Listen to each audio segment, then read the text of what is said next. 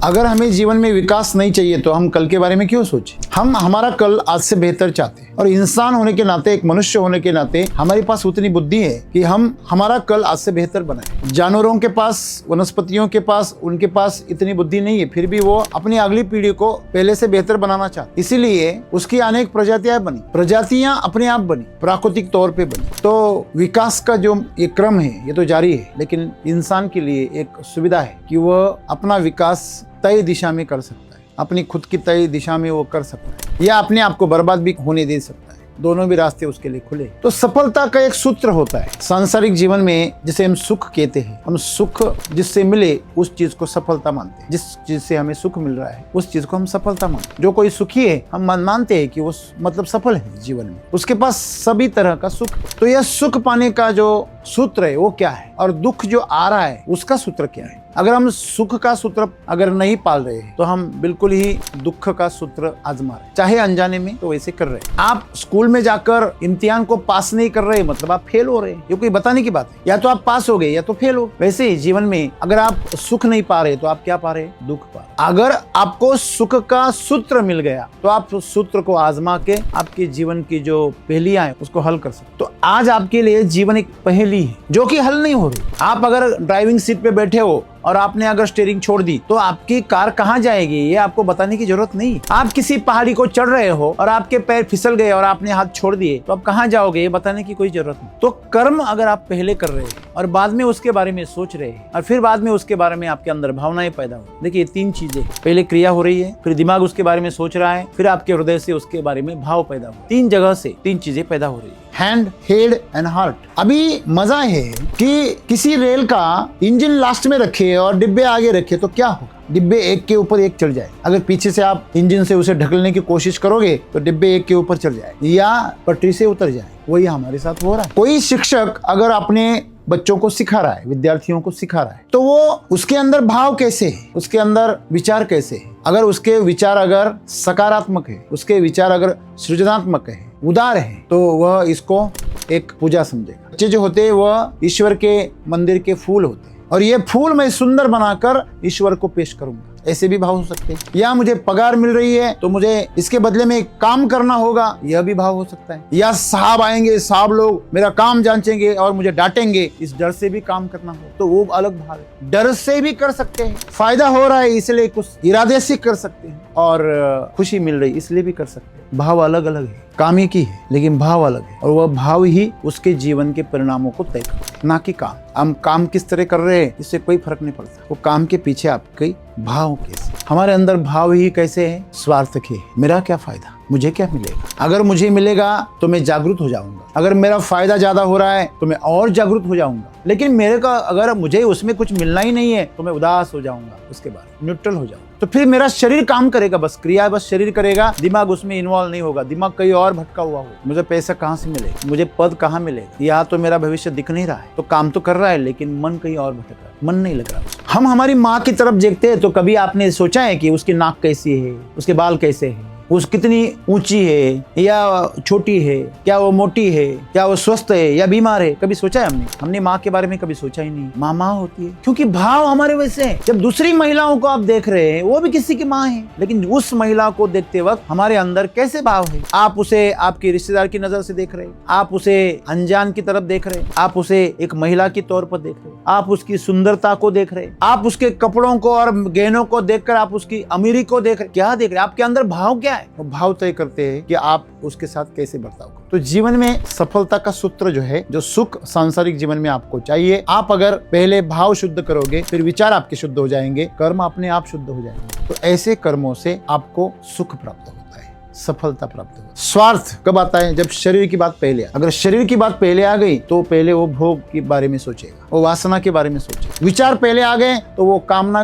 पूर्ण करने की सोचेगा। तो आनी चाहिए पहले फीलिंग आना चाहिए। आपके अंदर जागृति है, जागरण है, आप जागे हुए हो तो आपके भावों को आप देखोगे, मेरे अंदर ये भाव पैदा हो रहे हैं। भाव पैदा होना कोई गलत बात नहीं है। आप जिंदा हो, आप मनुष्य हो, आपके अंदर भाव पैदा होंगे। अगर खाना देखा तो आपके अंदर उसके भोगने के भाव पैदा होंगे। आपने कहीं सुंदर सा फल दिख गया तो उसकी सुंदरता देखकर आपको आपकी जीभ लपलपाएगी, अरे कैसे स्वाद होगा इस फल। स्ट्रॉबेरी देखने के बाद हर किसी को लगता है कि मैं एक बाइट तो ले लूं, कैसे स्वाद होगा। गुलाब जामुन देख लिया, खाने की इच्छा हो जाती, भाव पैदा हो। वही भाव इंद्रियों को क्या करते हैं, उत्तेजित कर देते। पैरों को बोलते हैं वहां चले जाओ, हाथ को बोलते उठा लो, मुंह को बोलते हैं निगल लो। तो ये जो कर्म का तरीका है ना, इसको अगर आपने हाथ में ले लिया, कर्म आपके भावों की तरह अगर होने लगे, शुद्ध भाव से होने लगे, तो उसके परिणाम आपको सुखद मिलेंगे। और पहले अगर आपकी सोच आ गई, वासना आ गई, कामना आ गई, कर्म पहले आ गया, क्रिया पहले आ गई। जब भी कोई अत्याचार करता है, हत्याएं होती है, बलात्कार होते हैं, तब पहले क्रिया हो जाती है, बाद में सोचता है अरे मैंने क्या किया, फिर डर के भाव पैदा हो जाते बाद। लेकिन परिणाम आपको पता है कि भोग भोगनी पड़ती और भोगों से दुख ही पैदा होता है। आपको जबरदस्ती जो भी चीजें करनी पड़ती है उसे भोग के क्या रे कैसे चले, नहीं रे बाबा भुगत रहा हूँ, अपने पापों का जो फल है वो भुगत रहा हूँ। और जो सुखी है वो कहता है नहीं, जीवन का उपभोग ले रहा। कि जो मूर्ख होते हैं पहले कर गुजरते हैं फिर सोचते रहते, और जो समझदार होते हैं वो पहले सोचते हैं फिर करते। आप अगर किसी चीज को बोल रहे हो तो पहले आपको सोचना चाहिए कि ये मैं जो बोल रहा हूँ वो क्या जरूरी है। दूसरा सवाल, क्या इससे किसी का भला होगा। तीसरा सवाल, क्या इससे मुझे खुशी मिलेगी। तो ये 3 सवाल अगर आपको हाँ में जवाब दे रहे तो आपको बोलना चाहिए। लेकिन सवाल पूछने के लिए आपको तो जागरूक होना पड़ेगा। जो सवाल पूछने वाला है वही अगर अनुपस्थित हो, वही एब्सेंट है। जो अंदर जो आपकी चेतना है वह जागरूक हो तो वो सवाल पूछेगी, सोचेगी, फिर क्रिया में उतरेगी। तो सदगुरु यही तो बता रहे कि आपका कल कैसा होगा यह इस बात पर निर्भर करता है कि आप जीवन के बारे में कैसा सोचते हैं। पहले विचार आनी चाहिए, सोच आनी चाहिए, पहली क्रिया नहीं होनी चाहिए। तो क्रिया यह सावधानी से होनी चाहिए। लेकिन हमारी क्रियाएं प्रतिक्षिप्त क्रियाएं होती है, आदत से मजबूर होती है। हम उठते हैं नींद से, वो भी आदत से। हम जो क्रियाएं करते हैं वो भी आदत से। कभी कभी खुद को ही याद दिलाना पड़ता है, बेखुदी में हमारा जीवन चल रहा है। हम खुद तो उपस्थित नहीं है लेकिन हर क्रियाएं हो रही है। तो जो आपकी ऐसी क्रियाएं होती है वह क्रियाएं आपके जीवन में दुख पैदा कर, समस्याएं पैदा कर। आप मरते वक्त जिस बात को सोच रहे हैं, आपके विचार जिस प्रकार के होंगे उसी प्रकार का आपका अगला जन्म होगा। इतना बड़ा रहस्य खोल दिया है, फिर भी हमें उसका कोई फायदा नहीं। रहस्यों से पर्दा उठाकर मनुष्य का जीवन बदलने वाला नहीं है। रहस्यों के लिए आपके अंदर प्यास जगनी चाहिए, आपके अंदर वो तड़प चाहिए कि नहीं, अगर मुझे कोई रहस्य पता हो जाए तो मैं उसको अपने जीवन में उतारने के लिए जी जान लगा दूं। लोग भूखे हैं, कई दिनों से खाना नहीं खाया है, ऐसे लोगों के आगे आप ब्रह्म ज्ञान की बातें करोगे तो क्या होगा। ऐसे लोग हैं जहाँ जिनको खाना ही नहीं है, जहाँ कोई दुकान ही नहीं है, जहाँ पर कुछ भी संसाधन ही नहीं है। ऐसा अगर कोई टापू है जहाँ पे कोई पैसा वैसा कुछ भी नहीं, कोई दुकान नहीं, कोई दुकानदारी नहीं, ऐसी जगह पे अगर वो लोग भूखे और उनको आप हीरे जवाहरात दे रहे हो, ले लो ले लो, सोना ले लो, हीरे ले लो, वो फेंक कर मारेंगे आप। जितना बड़ा हीरा दोगे उतना बड़ा घाव करेंगे आप। उनकी जरूरतें अलग है। ठीक हमारे साथ भी ऐसे हो रहा है। गधे के आगे आप कितनी भी गीता पढ़ो तो गधा थोड़ी कर्मयोगी बनेगा, ज्ञान योगी तो बात छोड़ दो। तो आपको अंदर झांकना चाहिए कि आप वाकई हो कौन। जन्म तो आपका मनुष्य का है, लेकिन आपके अंदर भाव कैसे। अगर आपके अंदर भाव जानवर के हैं तो आप मनुष्य होकर भी आप मनुष्य का जीवन का अपमान कर रहे हो, और यही हो रहा है। हो तो आप मनुष्य के जीवन में, लेकिन जी रहे हो जानवरों का जीवन। तो शरीर के तल पर क्रियाओं का अनुभव हो रहा है, मन के तल पर विचारों का अनुभव हो रहा है, और दिल के तल पर भावनाओं का अनुभव हो रहा है। तो ये तीनों चीजें आपके आज कैसी है इस पर आपका कल निर्भर करता है। तो आप खुद की भी भविष्यवाणी कर सकते। आप अगर इन तीनों तल पर जागरूक हैं, पूरी सावधानी से आप कर रहे हैं, तो आप तय कर सकते हैं कि आपका कल कैसे होगा। जैसे सर अभी हमारे दिवाई आनंद में आवे जब चर्चा सत्र हुए थे, तब आप पश्चिम महाराष्ट्र साइड में जब आप चर्चा सत्र ले रहे थे, वहां पर जो किसान था वो पूरी तरह मतलब सकारात्मक विचार से भरा हुआ था, लेकिन फिर भी वह अपनी फसल अच्छी तरीके से उगा नहीं पाया, तो वह असफल। तो हम कई बार हमारे मतलब पॉजिटिविटी होती है हमारे अंदर, हमारे जो विचार है वह सकारात्मक होते हैं, लेकिन फिर भी हम कई बार असफल ठहरते। तो ऐसा क्यों होता है। और आज जो सदगुरु बता रहे हैं हमें कि आप मतलब पॉजिटिव विचार कीजिए, अगर हम पॉजिटिव विचार भी करते हैं तभी हम असफल ठहरते, तो ऐसा क्यों होता है। मन और शरीर की वजह से हम चेतना को ढक लेते हैं। उसी कारण हम जो हमें आगे वर्तमान में जो कुछ करना है वो भूल जाते हैं और आगे की सोचते हैं। लेकिन सिर्फ आगे की सोचने की वजह से हम अपना जो अभी वर्तमान काल है वो खो बैठते हैं। लेकिन हमें वर्तमान में रहकर अपनी चेतना को जागरूक कर कर हम अपने भविष्य को कैसा तय कर सकते हैं, जिससे हमें ऊर्जा मिले और जो कार्य है हमारा वो सफल हो जाए। हर पल ध्यान करो, वर्तमान में रह जाओगे। कुछ बार मन तो शेक्सिल जैसा रहता है। जो भी कर रहे हो उसमें ध्यान दो, तो वर्तमान में रहोगे ना। जो हो गया उसको मत सोचो, जो होने वाला है उसके बारे में मत सोचो, अभी जो हो रहा है उसके बारे में सोचो। दोस्तों, हमें जीवन में विकास चाहिए, सफलता चाहिए, समृद्धि चाहिए, इसलिए हम कल के बारे में सोचते हैं। अगर हमें जीवन में विकास नहीं चाहिए तो हम कल के बारे में क्यों सोचें? हम हमारा कल आज से बेहतर चाहते हैं, और इंसान होने के नाते, एक मनुष्य होने के नाते हमारे पास उतनी बुद्धि है कि हम हमारा कल आज से बेहतर बनाएं। जानवरों के पास, वनस्पतियों के पास, उनके पास इतनी बुद्धि नहीं है, फिर भी वो अपनी अगली पीढ़ी को पहले से बेहतर बनाना चाहते, इसीलिए उसकी अनेक प्रजातियां बनी। प्रजातियां अपने आप बनी, प्राकृतिक तौर पे बनी। तो विकास का जो ये क्रम है ये तो जारी है, लेकिन इंसान के लिए एक सुविधा है कि वह अपना विकास तय दिशा में कर सकता है, अपनी खुद की तय दिशा में वो कर सकता है, या अपने आप को बर्बाद भी होने दे सकता है। दोनों भी रास्ते उसके लिए खुले हैं। तो सफलता का एक सूत्र होता है सांसारिक जीवन में, जिसे हम सुख कहते हैं। हम सुख जिससे मिले उस चीज को सफलता मानते हैं। जिस चीज से हमें सुख मिल रहा है उस चीज को हम सफलता मानते हैं। जो कोई सुखी है हम मानते हैं कि वो मतलब सफल है जीवन में, उसके पास सभी तरह का सुख है। तो यह सुख पाने का जो सूत्र है वो क्या है, और दुख जो आ रहा है उसका सूत्र क्या है? अगर हम सुख का सूत्र अगर नहीं पाल रहे हैं तो हम बिल्कुल ही दुख का सूत्र आजमा रहे हैं, चाहे अनजाने में तो वैसे कर रहे हैं।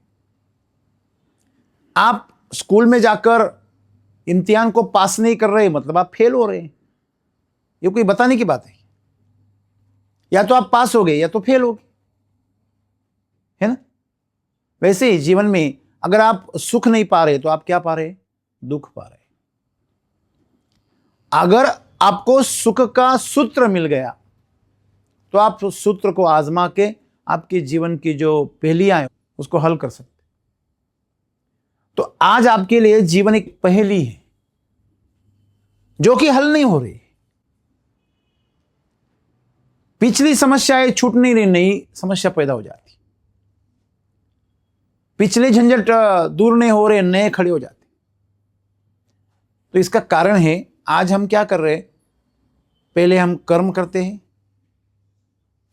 पहले क्रिया है, फिर उस क्रिया के बारे में सोचते हैं, फिर उसके बाद में हमारे अंदर भाव पैदा होते हैं, और इन सभी का जो परिणाम है वह भोग होता है। क्योंकि जो परिणाम मिलेंगे वह बिल्कुल ही विपरीत होंगे, अनिश्चित होंगे। आप अगर ड्राइविंग सीट पे बैठे हो और आपने अगर स्टीयरिंग छोड़ दी तो आपकी कार कहां जाएगी ये आपको बताने की जरूरत नहीं। आप किसी पहाड़ी को चढ़ रहे हो और आपके पैर फिसल गए और आपने हाथ छोड़ दिए तो आप कहां जाओगे ये बताने की कोई जरूरत नहीं। तो कर्म अगर आप पहले कर रहे हैं और बाद में उसके बारे में सोच रहे हैं और फिर बाद में उसके बारे में आपके अंदर भावनाएं पैदा हो रही है। देखिए, तीन चीजें हैं। पहले क्रिया हो रही है, फिर दिमाग उसके बारे में सोच रहा है, फिर आपके हृदय से उसके बारे में भाव पैदा हो रहे हैं। तीन जगह से तीन चीजें पैदा हो रही है। Hand, head and heart. अभी मजा है कि किसी रेल का इंजन लास्ट में रखे और डिब्बे आगे रखे तो क्या होगा? डिब्बे एक के ऊपर एक चढ़ जाएंगे। अगर पीछे से आप इंजन से उसे ढकलने की कोशिश करोगे तो डिब्बे एक के ऊपर चढ़ जाएंगे या पटरी से उतर जाएंगे। वही हमारे साथ हो रहा है। पहले हमारे अंदर जो भावना है वो सुखद होनी चाहिए, लेकिन हमारी जो भावना है वो पूरी तरह विचार के ऊपर निर्भर करती है। समझ लीजिए आपने कोई काम कर रहे हैं, उस काम के बारे में आपके दिमाग में विचार कैसे है और उस विचार के बारे में फिर आपके अंदर से भाव कैसे पैदा हो रहे हैं। कोई शिक्षक अगर अपने बच्चों को सिखा रहा है, विद्यार्थियों को सिखा रहा है, तो वो उसके अंदर भाव कैसे है, उसके अंदर विचार कैसे है। अगर उसके विचार अगर सकारात्मक है, उसके विचार अगर सृजनात्मक है, उदार है, तो वह इसको एक पूजा समझेगा। बच्चे जो होते हैं वह ईश्वर के मंदिर के फूल होते हैं और ये फूल मैं सुंदर बनाकर ईश्वर को पेश करूंगा, ऐसे भी भाव हो सकते हैं। या मुझे पगार मिल रही है तो मुझे इसके बदले में एक काम करना होगा, यह भी भाव हो सकता है। या साहब आएंगे, साहब लोग मेरा काम जांचेंगे और मुझे डांटेंगे, इस डर से भी काम करना होगा, तो वो अलग भाव है। डर से भी कर सकते हैं, फायदा हो रहा है इसलिए कुछ इरादे से कर सकते हैं, और खुशी मिल रही इसलिए भी कर सकते हैं। भाव अलग अलग है, काम एक ही है लेकिन भाव अलग है, और वह भाव ही उसके जीवन के परिणामों को तय करते हैं, ना कि काम। हम काम किस तरह कर रहे हैं इससे कोई फर्क नहीं पड़ता, वो काम के पीछे आपके भाव कैसे। तो पहले होनी चाहिए भावना।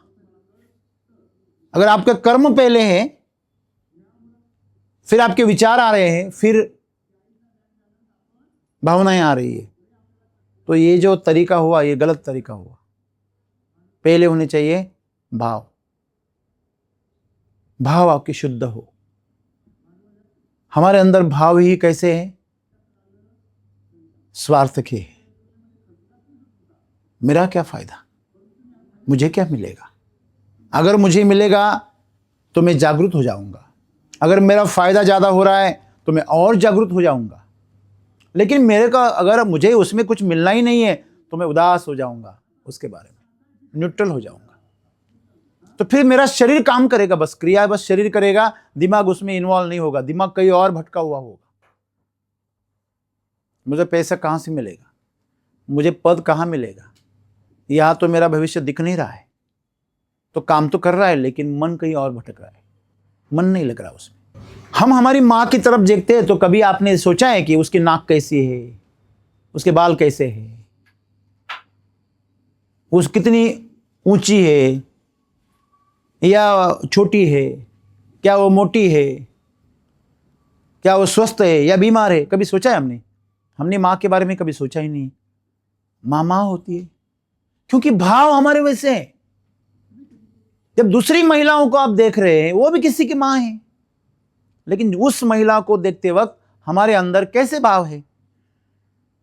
आप उसे आपकी रिश्तेदार की नजर से देख रहे हैं, आप उसे अनजान की तरफ देख रहे हैं, आप उसे एक महिला के तौर पर देख रहे हैं, आप उसकी सुंदरता को देख रहे हैं, आप उसके कपड़ों को और गहनों को देखकर आप उसकी अमीरी को देख रहे। क्या देख रहे हैं? आपके अंदर भाव क्या है? वो भाव तय करते हैं कि आप उसके साथ कैसे बर्ताव करोगे। तो जीवन में सफलता का सूत्र जो है, जो सुख सांसारिक जीवन में आपको चाहिए, आप अगर पहले भाव शुद्ध करोगे, फिर विचार आपके शुद्ध हो जाएंगे, कर्म अपने आप शुद्ध हो जाएंगे। तो ऐसे कर्मों से आपको सुख प्राप्त होता है, सफलता प्राप्त होती है। स्वार्थ कब आता है? जब शरीर की बात पहले आती है। अगर शरीर की बात पहले आ गई तो पहले वो भोग के बारे में सोचेगा, वो वासना के बारे में सोचेगा। विचार पहले आ गए तो वो कामना पूर्ण करने की सोचेगा। तो आनी चाहिए पहले फीलिंग आना चाहिए। कल मैं एक ऐसा इंटरव्यू देख रहा था, तो एक अभिनेत्री वह बता रही थी कि जब किसी सीनियर हीरो के साथ में काम करते थे, जब रोमांटिक सीन करना होता था तो थोड़े से नर्वस हो जाते थे, क्योंकि उनको इस सिनेमा देखकर कभी हम उनको भी चाहते थे, तब हम छोटे थे, और आज उनके साथ ही अभिनेत्री का रोल करने का मौका मिल गया तो नर्वस हो जाते। तो अभिनेता ने उनको सिखाया कि आप सिर्फ अभिनय कर रहे हो, ये बात ध्यान में रखना, लेकिन आप उसको फीलिंग में जाना होगा आपको। तो अभी कैमरा चालू हो गया और आपके अंदर फीलिंग पैदा हो गया, ऐसा कभी नहीं होता। आपको पहले से ही फील करना होगा, कैमरा बाद में चालू होगा। आपको उस फीलिंग में जाना होगा बस उस वक्त, और उतने ही वक्त के लिए जितने वक्त वो आप डायलॉग बोल रहे, वो सीन चल रहा है। मतलब अभिनेता को सबसे ज्यादा सावधान रहना पड़ता है, जागरूक रहना पड़ता है। अभिनय तो कर रहा है, कोई है अंदर जो जागा हुआ है, जो समझ रहा है कि अभिनय हो रहा है, तो पहले भाव क्या है, अभिनय हो रहा है। तो जो अंदर से जागरूक हो सके वो सुंदर से सुंदर अभिनय करने के बावजूद भी अछूते रह गए, और जो उलझ गए फिर वो फिसल गए। तो यही समस्या है। आपके अंदर जागृति है, जागरण है, आप जागे हुए हो तो आपके भावों को आप देखोगे, मेरे अंदर ये भाव पैदा हो रहे हैं। भाव पैदा होना कोई गलत बात नहीं है। आप जिंदा हो, आप मनुष्य हो, आपके अंदर भाव पैदा होंगे।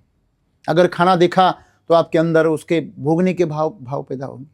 आपने कहीं सुंदर सा फल दिख गया तो उसकी सुंदरता देखकर आपको आपकी जीभ लपलपाएगी, अरे कैसा स्वाद होगा इस फल का। स्ट्रॉबेरी देखने के बाद हर किसी को लगता है कि मैं एक बाइट तो ले लूं, कैसे स्वाद होगा।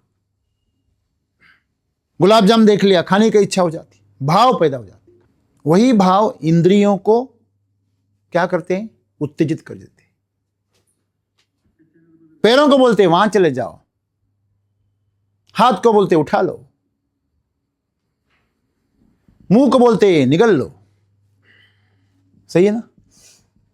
तो ये जो कर्म का तरीका है ना, इसको अगर आपने हाथ में ले लिया, कर्म आपके भावों की तरह अगर होने लगे, शुद्ध भाव से होने लगे, तो उसके परिणाम आपको सुखद मिलेंगे।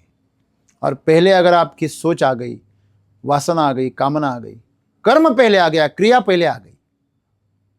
जब भी कोई अत्याचार करता है, हत्याएं होती है, बलात्कार होते हैं, तब पहले क्रिया हो जाती है, बाद में सोचता है अरे मैंने क्या किया। फिर डर के भाव पैदा हो जाते बाद में। लेकिन परिणाम आपको पता है कि भोग भोगनी पड़ती, और भोगों से दुख ही पैदा होता है। आपको जबरदस्ती जो भी चीजें करनी पड़ती हैं उसे भोग कहते। क्या रे कैसे चला, नहीं रे बाबा भुगत रहा हूं, अपने पापों का जो फल है वो भुगत रहा हूं। और जो सुखी है वो कहता है नहीं, जीवन का उपभोग ले रहा हूं। आपके घर में खाना खा रहे, खुश है, तो आप उपभोग ले रहे। और आप अगर किसी जेल के अंदर, किसी हॉस्टल के अंदर मजबूरी से खाना खा रहे, तो आप भोग रहे, भुगत रहे। तो भुगतना यह दुख पैदा करता है, क्यों, जबरदस्ती होता है। आपका मन, आपकी भावनाएं उसके अंदर शामिल नहीं होती। आपका मन तो, आपके विचार उसको तिरस्कृत करते हैं कि नहीं चाहिए मुझे, लेकिन बुद्धि बोलती नहीं खाएगा तो मरेगा, खा ले, वक्त निकाल ले। और फिर भावना जो है आपके अंदर की अशुद्ध हो जाती, और अशुद्ध भावनाओं से आपको खाना पड़ता है, तो आपके अंदर उससे जहर पैदा होता है। वैसे ही आप जब पहले कर्म कर गुजरते हो, फिर उसके बारे में सोचते हो, तो कहते हैं ना हमारे इधर कि जो मूर्ख होते हैं पहले कर गुजरते हैं फिर सोचते रहते, और जो समझदार होते हैं वो पहले सोचते हैं फिर करते। आप अगर किसी चीज को बोल रहे हो तो पहले आपको सोचना चाहिए कि ये मैं जो बोल रहा हूं वो क्या जरूरी है। दूसरा सवाल, क्या इससे किसी का भला होगा। तीसरा सवाल, क्या इससे मुझे खुशी मिलेगी। तो ये 3 सवाल अगर आपको हाँ में जवाब दे रहे तो आपको बोलना चाहिए। लेकिन सवाल पूछने के लिए आपको तो जागरूक होना पड़ेगा। जो सवाल पूछने वाला है वही अगर अनुपस्थित हो, वही एब्सेंट है, टीचर ही नहीं है क्लास में, तो क्लास के हालत क्या होते हैं आपको बताने की कोई ज़रूरत नहीं है। हंगामा होगा, झगड़े होंगे, मारपीट होगी, यही समस्या है हमारे साथ। जो अंदर जो आपकी चेतना है वह जागृत हो तो वो सवाल पूछेगी, सोचेगी, फिर क्रिया में उतरेगी। तो सदगुरु यही तो बता रहे हैं कि आपका कल कैसा होगा यह इस बात पर निर्भर करता है कि आप जीवन के बारे में कैसा सोचते हैं। पहले विचार आनी चाहिए, सोच आनी चाहिए, पहली क्रिया नहीं होनी चाहिए। तो क्रिया यह सावधानी से होनी चाहिए, लेकिन हमारी क्रियाएं प्रतिक्षिप्त क्रियाएं होती है, आदत से मजबूर होती है। हम उठते हैं नींद से, वो भी आदत से। हम जो क्रियाएं करते हैं वो भी आदत से। कभी कभी खुद को ही याद दिलाना पड़ता है, बेखुदी में हमारा जीवन चल रहा है। हम खुद तो उपस्थित नहीं है, लेकिन हर क्रियाएं हो रही है। तो जो आपकी ऐसी क्रियाएं होती है वह क्रियाएं आपके जीवन में दुख पैदा करती है, समस्याएं पैदा करती है। किसी भावना के आवेश में आकर कर दिए, स्वार्थ के वजह से कर दिए, लोभ से कर दिए, परिणाम भुगतने पड़ते। तो सदगुरु क्या कहते हैं कि आप जीवन के बारे में कैसा सोच रहे हैं आज, अभी, इसी वक्त, उसी तरह का आपका कल का जीवन होगा। अरे इसे नहीं, आप मरते वक्त जिस बात को सोच रहे हैं, आपके विचार जिस प्रकार के होंगे उसी प्रकार का आपका अगला जन्म होगा। इतना बड़ा रहस्य खोल दिया है, फिर भी हमें उसका कोई फायदा नहीं। रहस्यों से पर्दा उठाकर मनुष्य का जीवन बदलने वाला नहीं है। रहस्यों के लिए आपके अंदर प्यास जगनी चाहिए, आपके अंदर वो तड़प चाहिए कि नहीं, अगर मुझे कोई रहस्य पता हो जाए तो मैं उसको अपने जीवन में उतारने के लिए जी जान लगा दूंगा। लोग भूखे हैं, कई दिनों से खाना नहीं खाया है, ऐसे लोगों के आगे आप ब्रह्म ज्ञान की बातें करोगे तो क्या होगा? ऐसे लोग हैं जहां जिनको खाना ही नहीं है, जहां कोई दुकान ही नहीं है, जहां पर कुछ भी संसाधन ही नहीं है,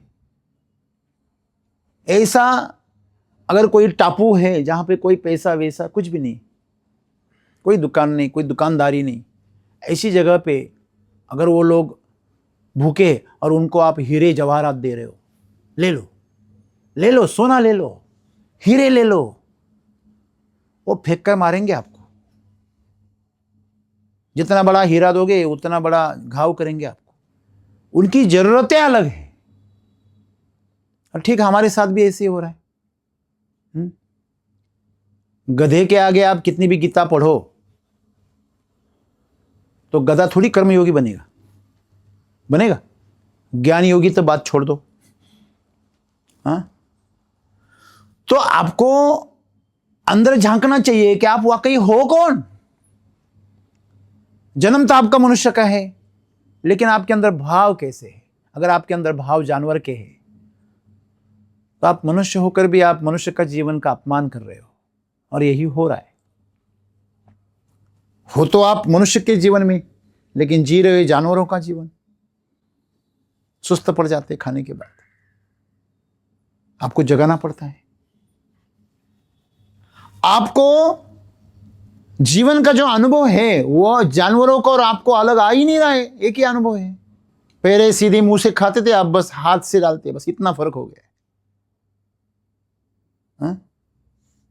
तो आपके अंदर जो दिमाग दिया हुआ है उसका इस्तेमाल करो। 3 चीजें उन्होंने बताई। आप अभी कैसा सोचते हो, कैसा महसूस करते हो और कैसा अनुभव करते हो। देखो, सोचना किसका काम है? दिमाग का। महसूस करना किसका काम है? हाँ? दिल का, हृदय का। और अनुभव करना किसका काम है? शरीर का। तो शरीर के तल पर क्रियाओं का अनुभव हो रहा है, मन के तल पर विचारों का अनुभव हो रहा है, और दिल के तल पर भावनाओं का अनुभव हो रहा है। तो ये तीनों चीजें आपके आज कैसी है इस पर आपका कल निर्भर करता है। तो आप खुद की भी भविष्यवाणी कर सकते हैं। आप अगर इन तीनों तल पर जागरूक हैं पूरी सावधानी से आप कर रहे हैं, तो आप तय कर सकते हैं कि आपका कल कैसे होगा।